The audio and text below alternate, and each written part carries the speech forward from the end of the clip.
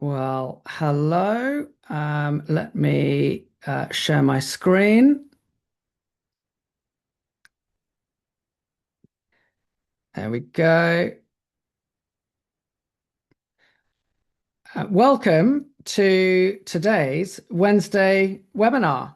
Probably about the 20th or 30th in our series. But if this is the first of the Wednesday webinars from Kowalah that you've joined, we get together every Wednesday at the same time, and we have an hour to spend together and talk about one topic or feature or way of working with AI that we're certainly experiencing either for ourselves or with our clients, and that we think is useful for you to learn about and to be able to share within your own organizations.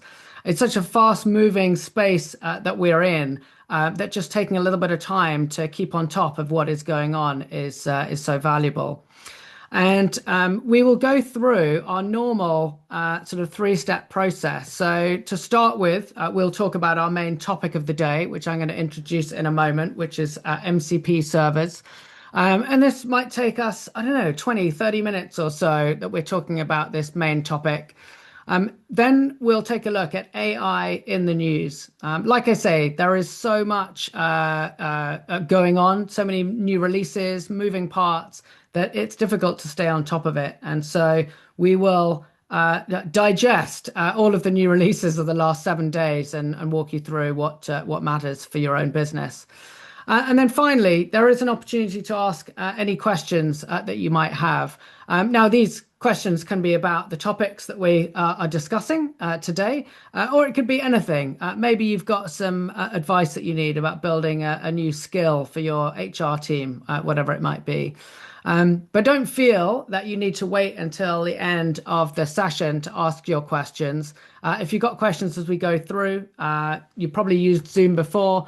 You've got both a chat interface, and I'm just going to move this up onto my screen so that I can see it all the time. So there is a chat where you can chat and then others can see. And then there's also a Q&A bar. So let me open that as well. And then I'll keep an eye on both of them. And so don't feel that you need to wait. Just pepper your questions in, and I'll try and keep an eye on both of those.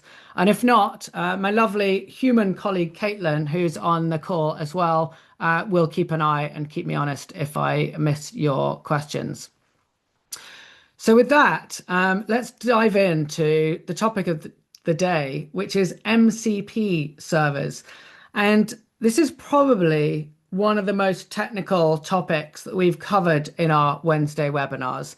We spend a lot of time talking about prompts and skills and business focused topics. And this is a bit more technical, but I'm going to talk about it in a way that I hope is useful in a business context. Because as a business user, a knowledge worker, a business leader, understanding what these are and how you can use them is going to be so valuable to what you're doing, both in your business and then for your own customers as well. And so you can then go and have an educated conversation with your technical teams about why you want one and how it's going to be implemented. So let's go back to basics. This is a safe zone where everyone can ask the most silly questions that they want. So firstly, Charlie, what is MCP? Well, I don't know how technical you are. I started my career working in email security, and you may know that SMTP is the protocol for how emails travel around the internet, simple mail transfer protocol. So you might not have heard of that one, but you probably have protect, which is the way that web traffic moves around the internet, and you'll know that from your browser, HTTP ://. Well, here's a new one to add to your dictionary, MCP, and it stands for Model Context Protocol, and it is the protocol, the standard for how AI tools like a Claude, like a ChatGPT, like a Gemini, how they talk to other systems. So there's a few words in that. So model, this is the AI model, the Claude, the ChatGPT, the Gemini. So that's the model. The protocol is, this is the standard. But the important word is this one in the middle, context. How do we get context into the model so that it is better able to help us with our question? So if I was to ask, for example, what meetings have I got tomorrow into Claude? Well, for Claude to be able to answer that question, Claude needs access to my calendar to be able to then answer that question and go, Charlie, you've got this meeting and you've got that meeting tomorrow. So it's the context. How do we bring that into the models? Now, a little bit of history, one slide, don't worry too much. But the Model Context Protocol, MCP, was created by Anthropic. Anthropic is the company that created Claude. But they've turned it into an open standard because they recognize that if everyone follows the MCP standard, then it's going to be much easier for them and for their customers as well. So if you want to geek out on this or to share it with others in your technical team, then modelcontextprotocol.io has got you covered, and it explains in great detail about what the protocol is, about the standard, about how you create these things. And so this is a great place to go if you want to get more into the detail of how these things work. So now let's go into what is it and how does it work? And then we can have a think about what that might mean to you and to your business. So there are really three main aspects of Model Context Protocol. And the first is a thing called MCP client. And what the client is the AI model that you're having a chat in. So it could be Claude, it could be ChatGPT, it could be Gemini, it could be Copilot, it could be Grok. It's the place where you're having the chat. And that might be in Claude or ChatGPT, or it could be you've built something on your website that is communicating with the Anthropic API. But think about this as the place where the work is happening, either as a human is having a conversation with the AI, or maybe you've got a system or an agent that's having a conversation with the AI. But this is the MCP client. That then interacts with what is called the MCP server. And this is where sort of the guts of the MCP protocol works. And it does two things mainly. Firstly, it lists a registry of tools. Like, what is it that this MCP server can do? And I'm going to give you some examples of this in a minute. But what can it see and what can it do? And then the other part of it is actually executing it. So it's deciding which tools to call and when and what to do with that information. So it's kind of the brains of the MCP server. And then the third aspect of the MCP chain is your source systems. So you can think about these as the things that already exist that hold your data. So you might have a customer database that's got all of your customer information and their products that they use and their usage. So that might be a useful source of context. You might have external APIs. So this could be out to something like your Google Docs or to your calendar or to your call recordings. So third-party systems that you want to connect your MCP server to. You might have files and docs. That could be in SharePoint. It could be in Google Drive, could be something else that you think would be useful context. And then you might have other internal tools. So you might have a CRM system, you might have an accounting system, something like that. All of these are the useful context for your MCP server. Now, when I think about what would make a good source system, I always ask myself, like, okay, if I was the human and I was going to be asked to answer this question, what systems or information would I need as a human to do that? Well, if you were going to ask me, to plan for a meeting with a client next week, I would need access to my calendar to work out what availability I've got. I would need access to my CRM system to go and find all the details about that customer. I would need access to our product system to be able to go and work out what their usage of our product was. I'd want access to all of my Granola call recordings or transcripts and my email. So as a human, I would need access to all of these systems. So that's what we need to give Claude or ChatGPT access to via this MCP server. So having created one, and I'm going to show you a little bit about that, how do we actually use an MCP server? So let me dive across into my Claude here. And I'm going to go down, if I can click here, to my connectors and my organization settings. And I'm going to go to connectors down here. So a connector is another way of saying MCP server. MCP is the protocol, kind of the motorway, and the connector is like, what are we connecting it to? And what you're going to find is that pretty much every tech company has worked out they need to provide these connectors. They need to provide these connectors because if they don't, their customers are going to start using something else. I want to be able to chat in my Claude about my Canva designs, about all of our DocuSign contracts that are out with customers, about all of our code for the products that we're building, email, calendar, drive, granola transcripts. These are the things that we want to be able to interact with.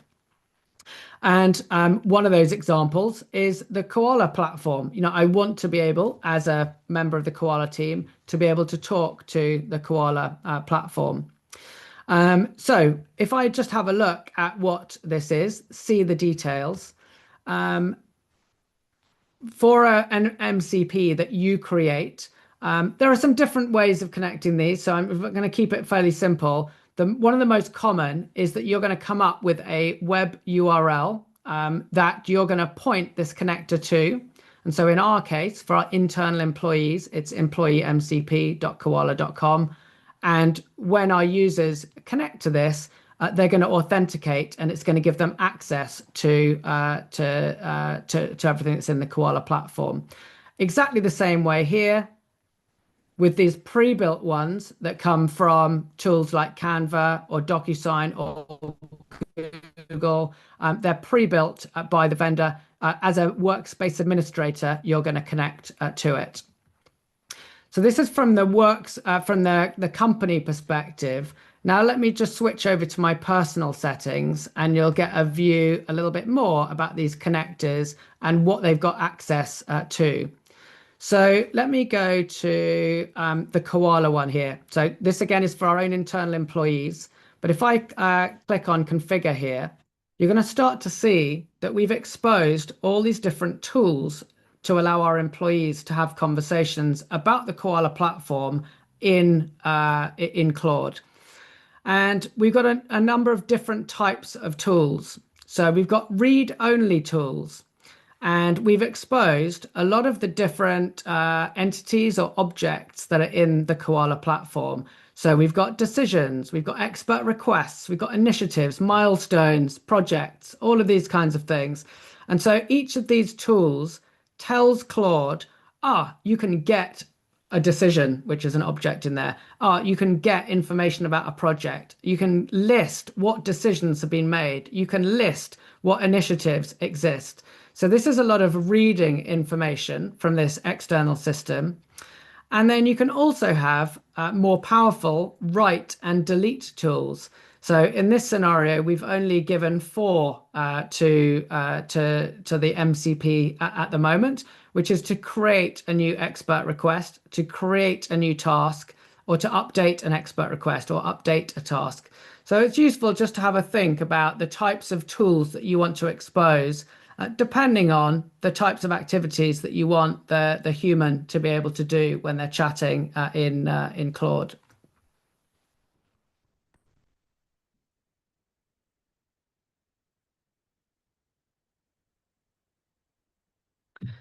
So we've talked about setting up the connectors.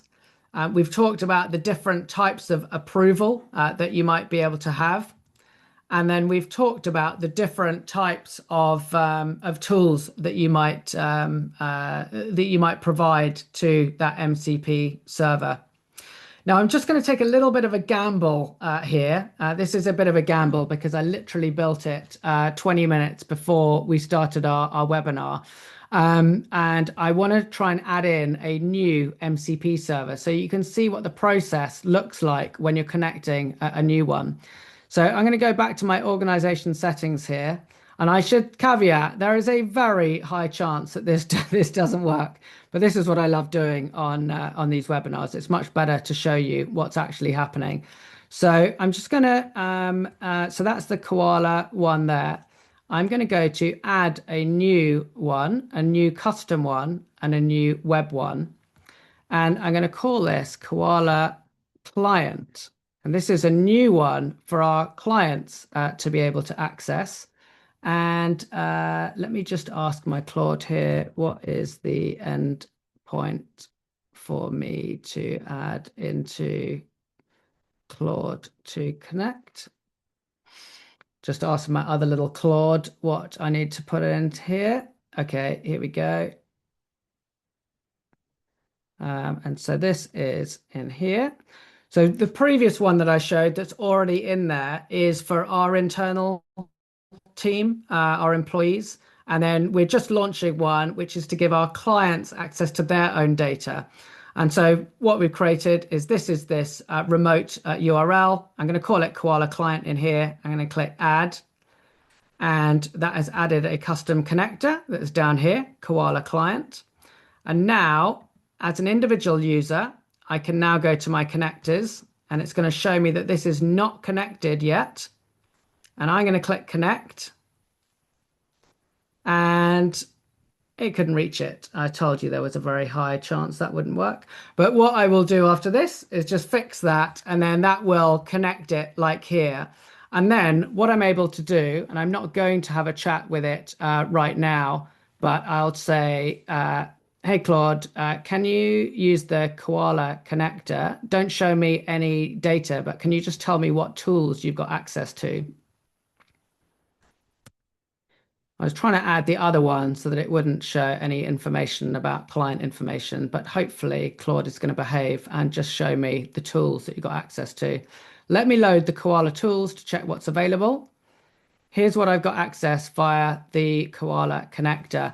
So 20 tools in total, broken down into two categories. So the read tools, getting project, organization, user, team member details, and then listing tools, and then one write tool to update expert requests. So it's mostly read only. The only write capability is updating expert requests. Everything else is query and lookup.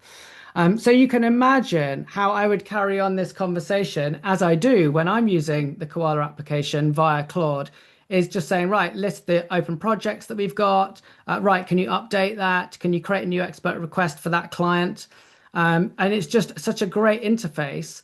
Why is this a great interface rather than going directly into the Kowalah platform? Well, my Claude has also got access to Gmail, to my Granola notes, to my Google Drive. And so the Kowalah platform is super powerful, but it's just one spoke in my world, and Claude is the hub. And this is why I find it so useful to bring this information in here. So hopefully that gives you a little bit of a feel for like how you'd use an MCP server and why it's so valuable to get this data from your other systems directly into Claude or ChatGPT.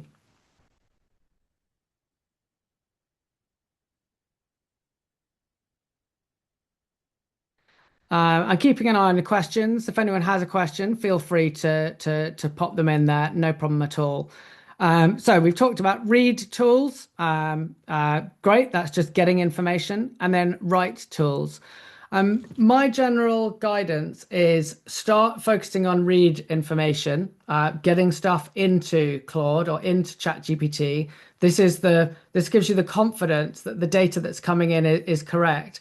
But very quickly, you're going to gravitate towards wanting to write back into these systems as well. And this is where, bit by bit, you're going to open up the ability for Claude to write. And I'll give you one example. We use a pre-built HubSpot connector, and I use the HubSpot connector to update and manage our pipeline in HubSpot, but from Claude. Claude is the one that is writing, creating new opportunities, updating next steps. And I can tell you, my CRM has never been as tidy as it is now in the 25 years that I've worked in sales, because Claude's the one that is guiding me through that and putting the information in there. Um, Great question here from Andy.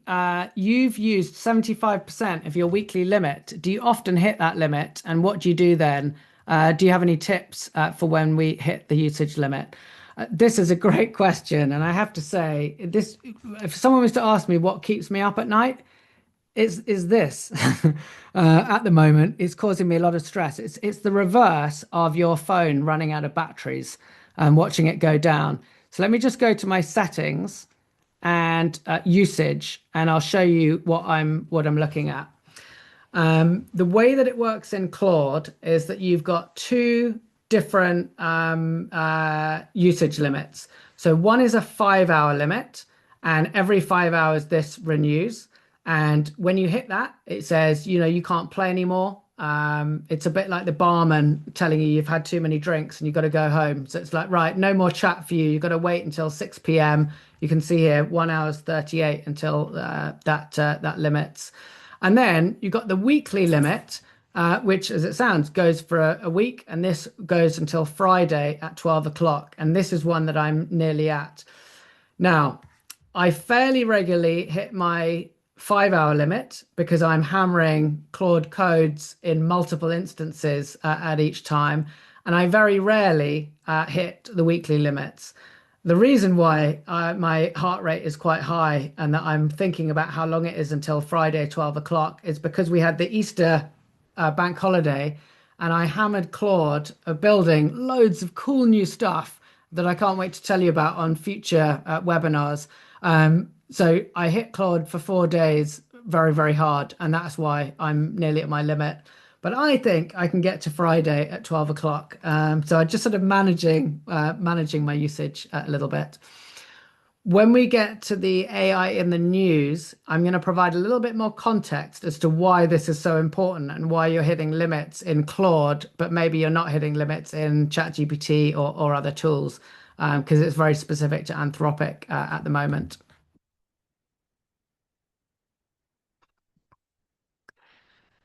So sort of just wrapping up a little bit about how to build your MCP server if you are non-technical. Hopefully what I've shown you so far is not scaring you technically, that actually let's think more about this from the business perspective. So firstly, I would say start planning. You don't need to be an IT specialist or an AI specialist for this. Have a whiteboard and have a think about this. Like, who's the user? Who's going to use this thing? Is this someone in our company and we want our employees to be able to use this thing? Is this our customers and we want our customers to be able to access this thing? Is it prospects? Is it suppliers? So who's going to be in their own ChatGPT or their own Claude and using this thing?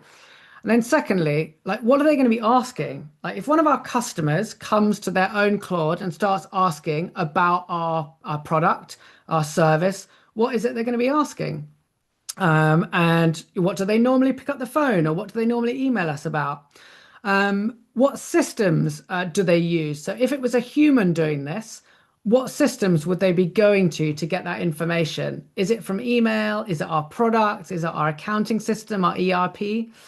Do they want to just get information? Have they got questions and they just want the answer? Or actually, do they want to update it? So in the Kowalah scenario, not only do our customers want to get information about their project, but they want to update it. They want to create new tasks. They want to create new requests. And then also, where do they want to ask? So I've talked about using these in Claude or in ChatGPT because that's easy to demo. But maybe they want to go to your website and they want to ask these questions. Maybe they want to ask it in WhatsApp. Maybe they want to ask in Teams or Slack. So just having a think about who's the person, what are they trying to ask, and where are they? And you can do that on a whiteboard or with a flip chart. Next, you start to move into a bit more of the technical side of things. Okay, right. We now know what systems and what data and whether we want people to be able to read or to write. And so now we should start thinking about, well, where is that data today? And so let's use the example of, let's say, a CRM system, and you want your employees to be able to access your proprietary CRM system that you built. Well, where is that data? Is it clean? If it's junk and it's all of a mess in this other system, then Claude is going to get junk and a mess, and it's going to be answering off bad data. And so people are going to be confused and say, well, this is rubbish, but it's because the data wasn't very clean to start with. Is it accessible? Like, can you get to it via an API, and your IT team will help you with this. But like, how do we give our MCP server access to this data? I would suggest starting very, very small. Start with basic tools that you're going to create. I want to read this information and that information, but don't come up with some long list of tools across lots of different systems and reading and writing. Start small, get confident, and then start to build from there. And once you've got that, then you're thinking, right, well, now I need to build this thing. And either I'm not an IT expert, or even our IT team are not MCP specialists. So how are we going to build this thing? Well, don't worry, Claude has got your back. And I'm going to show you on another screen in a minute. But let Claude do the work. You don't need to learn this. It's useful for you to know, because you can structure on the left-hand side the planning and the data. But the actual building, Claude's going to nail it. So your IT team are going to use Claude Code is how we would suggest doing it, because Claude is going to then have access to the source system. But you're going to use a thing called the MCP Builder Skill. And I'm going to just show you that in Claude. So let me go Customize, Skills, and I want to go to, here we go, MCP Builder. So Anthropic have built a skill to teach Claude Code how to build MCP servers. So you don't need to learn. You can cut out the middleman. And so just so that you know this exists, it's called the MCP Builder Skill. It is pre-enabled in all of your users' Claude instances, and it basically describes to Claude about building an MCP. Understanding the design.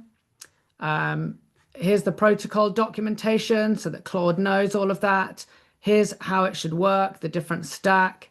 You don't need to even know what this understands, because Claude understands it, and you just need to be able to talk. So yes, you can have a chat with it in your Claude like this, but I would advise that your IT person that's going to build this opens up a Claude Code instance and talks about the MCP Builder skill in that, because then Claude Code is going to have access to your source systems, and it'll be able to do a much better job for you. And of course, the Kowalah team are here to help you with any of that if you get confused. Now, I just talked a minute ago, as we start to sort of wrap up the MCP topic, with thinking about use cases. And that it's really easy to think about use cases for your own employees, because you can give access to your systems. But where this becomes really valuable is to then start thinking about people outside of your organization. So your customers, your prospects, candidates that might be potential employees. It could be investors if you're a public company. It could be suppliers if you've got a big supply chain. And start thinking, these are all people too, and they're in their systems having a chat with ChatGPT or with Claude. Like, how do we help them to get access to the right data after they've been authenticated? And one example that I really want to show you, which I love, is a connector from a podcast that I listen to called Lenny's Podcast. Now, let me just go over here, and I'm going to go to lennysdata.com, lennysdata.com. Now, Lenny's Podcast, if you're into anything to do with AI or product or growth, Lenny's Podcast is amazing. Episodes every week, hour and a half, interviewing some of the leading people in product and especially AI. hundreds, I think maybe even 300 episodes. And it's what I listen to when I go on a run at the weekend. Absolutely love it. What Lenny has done is he has taken the transcripts of every single podcast, like word for word, and put it into a data repository, including, in fact, it says here 349 newsletter posts and 293 podcast transcripts. Amazing. And so you can just get to the data, as is, but he's created this MCP. Fantastic. So all I had to do, having logged in here, was then go and connect up Lenny's podcast in exactly the same way. He's given me mcp.lenny's data, and then I authenticated with my subscription. And what tools has Lenny given? List content, read excerpt, search content. So let me go and have a chat with Lenny's podcast here. So there was an episode last week, I think, with the head of growth at Anthropic. So let's just see. Hey, can you use the Lenny's podcast connector to take a look at the most recent Lenny's podcast? I think there was one with Amol, who's the head of growth at Anthropic. So can you just take a quick look at that? And then if you've got access to that, what were some of the key themes that Amol covered? This is a risky one because it was a week ago. So let's see how often Lenny updates it. Otherwise, I'll have to go back a few. So Claude wants to use search content, always allow. Found it, published 3 days ago. Let me pull out the key themes from the episode. Read the excerpt.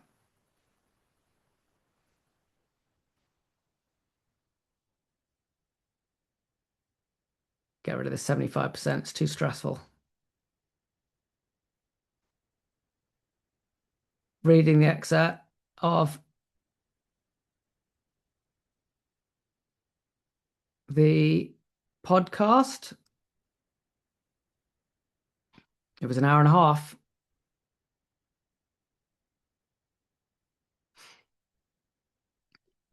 Come on, Claude. Well, I'll let that build it out. What I find, oh, here we go. Got a solid picture of the episode. Here's a summary, Charlie. Published 5th. Anthropic's 1 billion to 19 billion growth run. How Claude became the fastest growing AI product in history. Okay, and I listened to this on my run at the weekend. I can tell you this is exactly what the podcast talked about. So I talked earlier about, well, what's the value of having an MCP server? What's the value of bringing all this content into Claude? Why don't we just, get people to go off to the actual source system, whether it's our CRM system? Well, it's because we can do stuff like this. Hey, this is amazing. Based on the Kowalah strategy document that you've got in Google Drive, how do you think this could be, relevant, or what lessons can we learn from it? So because Claude's got access to other documents, it knows more about me and what we're working on in different things. And so I can take that whole 1.5 hour podcast, which Lenny's MCP knows about, and now Claude is going to have a look at Google Drive where I've got a strategy document, and I'm able to have a really interactive conversation with Claude about bringing all of these things together. So this is super useful. I'm going to let that carry on, but let's wrap up what we're talking about with MCPs. So planning, data, use the MCP Builder Skill with your IT team, or of course, the Kowalah team, very happy to help you out as well to get the thing built. This is not a month-long project.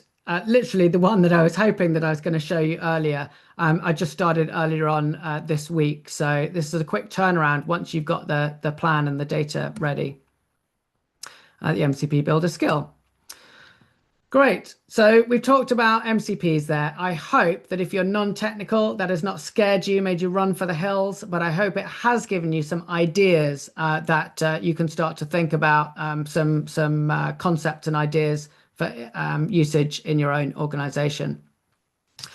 Now let's switch gears and head into AI in the news, our recurring segment each week where we look at some of the top releases that are going on. Just as a reminder, I have a recurring search that happens on a Wednesday morning, and it looks for any updates, model releases, feature releases from OpenAI, from Google for Gemini, from Microsoft for Copilot, from Grok, and also from Anthropic. And I like to think that I'm very fair at looking at all of those releases. I think about what is useful for our business-focused audience, and that's what I cover. It just so happens that a lot of the releases are coming from the two leading labs, OpenAI and Anthropic, and so that's what we're going to talk a little bit about today. The first one, this is a little bit of a, I don't know, an Easter egg. Things have just come out of Easter, but maybe it's a little bit of a gimmick. But the reason why I wanted to show it is because I think it's very relevant to the direction of travel that OpenAI and Anthropic are going on. So last week, 4 days ago, ChatGPT is now available in your car via Apple CarPlay. So if you've got the right iPhone model, you can now have a chat with ChatGPT while you're chatting in your car. So on the one hand, okay, that's quite fun. But on the other, like, what's the business implication of that? Well, maybe there's a little bit of some exec, having a coaching conversation with ChatGPT. But I think the reality is this is really going for the consumer play. And this is what we're seeing a lot of with ChatGPT. It's not to say that they're not focused on the enterprise, because they very much are with their coding model, Codex, and a few things like that. But they are also very much playing the consumer competition to compete with Google and Gemini. Google is at its heart an advertising business, and it is aiming at consumers to get eyeballs on search or on their new sort of AI mode in search. And that's where Gemini is focused, to get on as many devices as possible. And that's the game that OpenAI have got to play. And so things like this are just a good little indication of where their focus is. Like I say, it's not that they're not focused on enterprise, but if 1/3 or a half or 2/3 of your focus is on driving, 1 billion weekly active users into consumers, then it just means that you're not 100% focused on the enterprise. So what does that mean on the Anthropic side? So a few things just to talk about here. So this was the 6th and it is the 8th today. So this is 2 days ago. Anthropic announced a massive new partnership with Google and Broadcom to build out tons and tons of compute over the next couple of years. I think this comes online in 2027, so it's really a commitment to have loads and loads of compute that is going to support their growing needs that are coming in the coming years. And to your question, Andy, about like usage, like this is the problem. Anthropic is limited by the amount of compute and the amount of usage that they are seeing from their users, and they're having to put some plans in place in order to be able to service that need. So what does that mean in numbers? Like, Charlie, help me understand what that means, like they're getting loads more usage. Well, this is their revenue numbers, and it's just like crazy. The start of this chart is January 2025. So we're talking about just over 1 year ago. This is not like a 5-year chart. This is a year ago. So 1 year ago, January last year, they were at $1 billion of revenue. At Christmas of this year, so this is just 4 months ago, they were at $9 billion of revenue. At the end of February, so when Amol was doing his blog post, his podcast with Lenny the other day, he talked about at the end of February, they were at $19 billion of revenue. This is here, at the end of February. We are now at the start of April, so 1 month later, and in that Google press release, they said we are at $30 billion of revenue. So just numbers are crazy. So in 1 month, they've gone from 19 billion to 30 billion of revenue. They've added on 11 billion of annualized revenue in 1 month. And this line is going up, up, up. So when we talk about like, why is Anthropic limiting the usage on each account, it's because people are throwing money at them and they are throwing prompts at them to use that money. And the subscriptions that you get is so well subsidized that they're having to limit the usage that we're seeing. So who knows where this goes? I can only imagine that this number goes, this chart goes more vertical, not less. Because when I'm speaking to our clients, the number of people that have heard of Claude is still like minimal to near zero. The actual adoption in terms of users compared to a ChatGPT or Gemini is still minimal in terms of number of people, but the money they are transacting from the users they got, because they're all enterprise, is absolutely huge. So who knows where this goes in terms of the size of the business. But the predictions are this will overtake companies like Nvidia that are right at the largest companies very, very soon.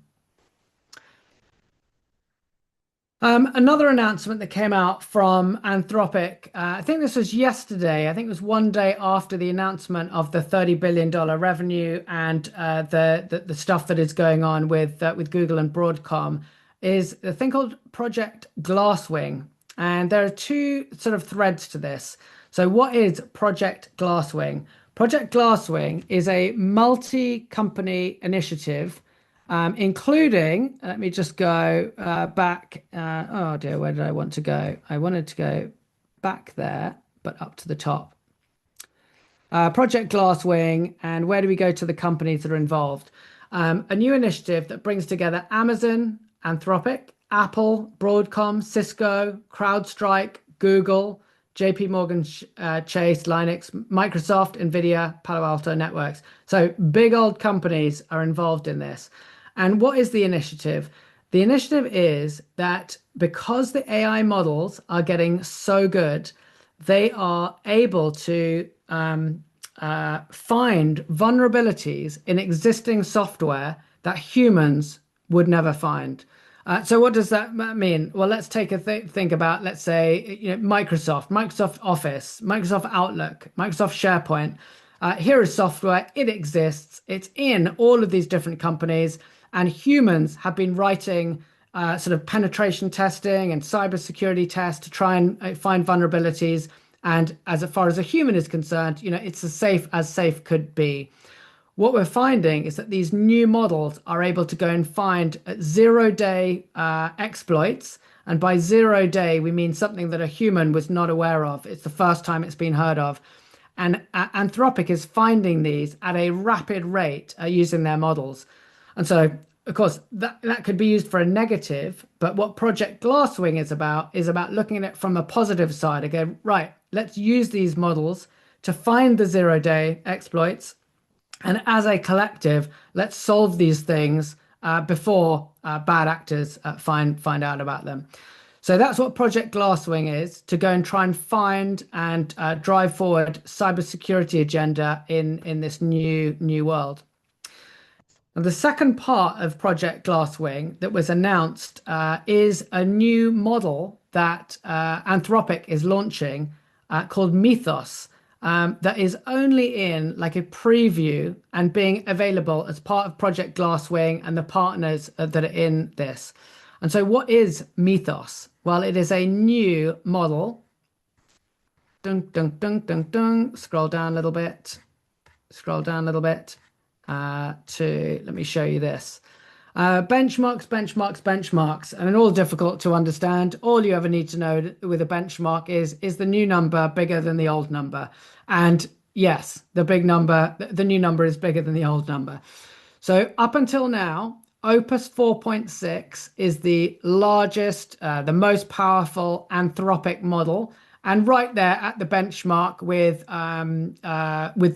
the pro models from ChatGPT 5.4, from Gemini 3 Pro. Opus 4.6 is right up at the top there. Mythos Preview is demolishing all of those. So this is agentic coding. The new number bigger than the small number. New number bigger than the old number. Reasoning, being able to actually reason. New number is bigger than the old number. Lovely. Humanity's last exam, new number bigger than the old number. And agentic search and using computers, new number bigger than the old number. And so that's all you really need to know is that this new model is a significant advance on the current top models. What you should also know is very expensive and very big, and therefore it's only being used in this sort of preview world for this Project Glasswing. And then they've talked about in their blog post about how they might license this, about how it might be just for large enterprises for certain use cases. But why is this useful for you to know? The models you're using today are the worst they will ever be. Models like Mythos are just around the corner, and they're going to take what is already amazing up to a completely new level. So, be aware, get ready, and buckle up because there's some fantastic new models with some huge power that are coming down the road. So I think that was all I had for AI in the news today. Project Glasswing, new model better than the old model. If you've got any other questions, feel free to ask them. But as there have not been any, you've still got a moment to ask any questions if anything comes through. Oh, there is one here. Lovely. Paul. Hi, Paul. Hope you're well. Good to see you. Do you think the leak of Claude Code source code will close the gap between more consumer-aligned vendors and Anthropic? That is a really good question. And let me just go here, just for anyone that doesn't know, Claude Code source leak. Just see if there's an article here, from The Guardian. Yeah. So this happened maybe about a week ago, just before the Easter holidays. This was human error. It was not a problem with Claude Code, but in the process of them deploying Claude Code out to their bundle that people could download, someone inadvertently left all of the source code in there. Someone was able to extract it, and they could go, "Oh, we've got Claude Code. We've got Claude Code." I actually think that whilst this was a bit embarrassing for Anthropic, it's not too much of a problem because what you're looking at is where they were, a couple of weeks ago, but they're shipping so fast and they've got such a product roadmap that if you spend too much time looking backwards at what they were doing, yes, you might understand a little bit about how they structure it. But I don't think if I was Anthropic, other than being a little bit embarrassed, I wouldn't be too worried about it because the longer someone spends looking at where Claude was 2 or 3 weeks ago, the faster Anthropic's going to be accelerating away. So that's my general feel for it. The Claude Code team ship at such a crazy rate. I mean, it's literally they're shipping hundreds and hundreds of PRs a day that I don't think they'll be too worried about it in the long run. And Andy has a comment on that. I guess that also creates a significant competitive advantage, commercial advantage to those big businesses listed that they can have access to new AI tools before the main marketplace is. So I think this goes back to the Glasswing thing. Yeah, absolutely. I think, companies like, the Googles, the Microsofts, they are getting on board with the fact that Anthropic is like pioneering here and they need to be on board with figuring out how to work closely with Anthropic because Anthropic's got the enterprise pretty much nailed and they need to be on board with that and providing them with the infrastructure and getting their models embedded. Thanks, guys. Great questions and comments there. So let me wrap up with what we're going to talk about next week. We're going to be talking about the Kowalah Concierge plugin. Now, this is a little plugin that we built to help executives at our clients or at our prospects to be able to get started with Claude Cowork really, really quickly. You can access, you don't need to wait till next week. You can access the plugin. Just go to the Kowalah website and go to Resources and Concierge plugin. And it's here, and you download it and you load it up into your Cowork. But what I'm going to spend a bit of time on next week is just walking you through how to install that plugin, what each of the 6 skills in it do. And there's kind of a meta topic here, which is when I give you the plugin to download off our website and you install it into your Claude, I'm basically taking what's in my brain and transferring it into your brain via your Claude so that you can know everything that I know about setting up co-work. And what I hope you'll get as we talk about that next week is, well, what's in your brain and how can you get that into either your employees' brains or your customers' brains or your competitors' brains or your suppliers' brains, and use this concept of a plugin as this kind of information exchange. So hopefully we'll come away from that with like 2 or 3 useful learning points. With that, thank you very much for another fun Koala Wednesday webinar. I hope you come away from this thinking about 1 or 2 MCP server ideas that you might want to build. And as always, just ping me either directly or via LinkedIn or X if you've got any questions. Always happy to unblock anything that you're stuck on. Have a great week and thank you very much.